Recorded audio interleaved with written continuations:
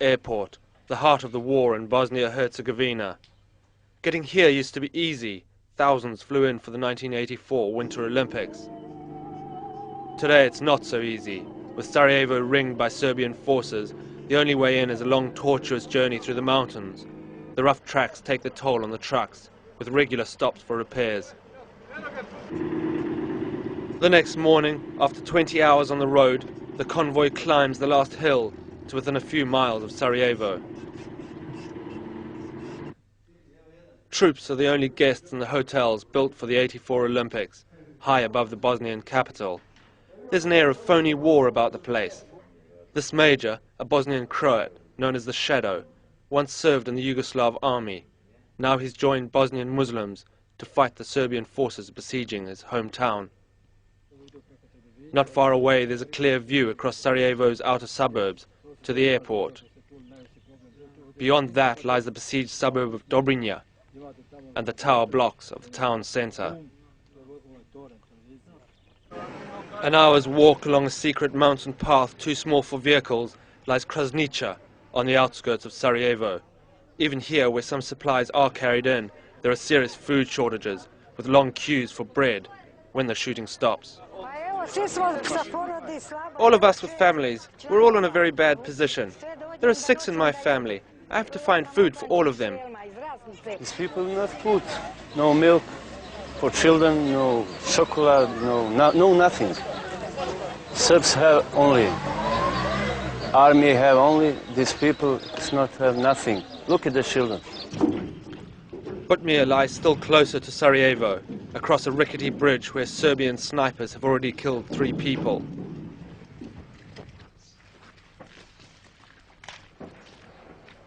Through the shattered buildings lies the focus of international attention, the airport itself. These buildings also mark the limit of territory held by the Muslim and Croatian forces. They can approach with care to within a few hundred yards of the runway, but no further. The airport is in Serbian territory. Serbian vehicles use it as a bypass to avoid the main road through Dobrinja on the other side of the runway.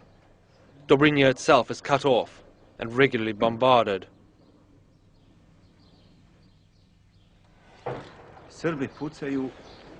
The Serbs are constantly firing into Dobrinja to interfere. They want to make it look as if the Bosnian defense forces are attacking the airport. Last week, as United Nations peacekeeping forces moved into the airport, they found they were effectively patrolling the front line of the war. Muslim and Croat forces watched the UN trying to secure the runway, to open it for relief supplies to come in. But the Serbian forces remained defiant, simply operating around the UN troops. As the ceasefire crumbled under Serbian artillery barrages, it's clear the Serbs are not going to release the grip on Sarajevo airport, not without a fight. And it's the only hope for bringing food to more than 300,000 starving people. For Sarajevo's families, surviving on little more than nettle soup, the success or failure of the UN's mission is crucial.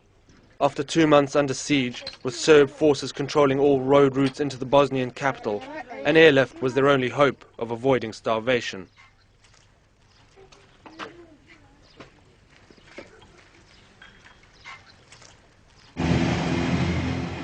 The Bosnian-Herzegovinian forces have little faith in the UN troops and their ability to even up the odds in this unequal war. We can't wait forever like this. We don't think the UN's plans can succeed. Frankly, we're disappointed with them. They should have put a stop to this. And if it's not possible, the people should have been told the UN can't do it. I don't believe the UN can do anything here. We're not talking about the regular armies of 2 countries. These are all informal groups, some of which are fighting for their own objectives, like bands of marauding thieves. They're not interested in peace.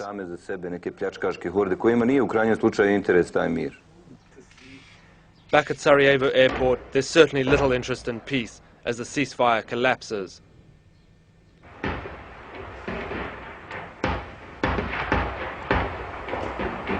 After a few hours, the UN forces have had enough and pull out.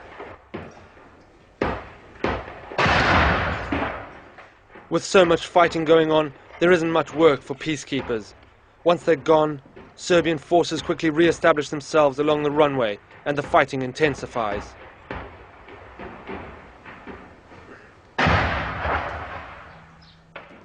Months of such fighting has now destroyed thousands of homes in and around the Bosnian capital. Quiet rural neighborhoods have been transformed into scarred battlegrounds, where residents scurry between houses and develop an instinctive fear of being in open spaces. The fighting has shattered people as well as homes, leaving a sincere but vague wish for someone to restore peace. United Nations are peaceful, but we need somebody who's going to make peace here, not to keep peace. We need over here somebody who's going to make the peace over here and live in the peace. We have to live together again. That's the reason we need help from the United Nations or NATO or European community or from somebody who's gonna make peace here. Meanwhile, the pounding of the besieged suburb of Dobrinja goes on relentlessly.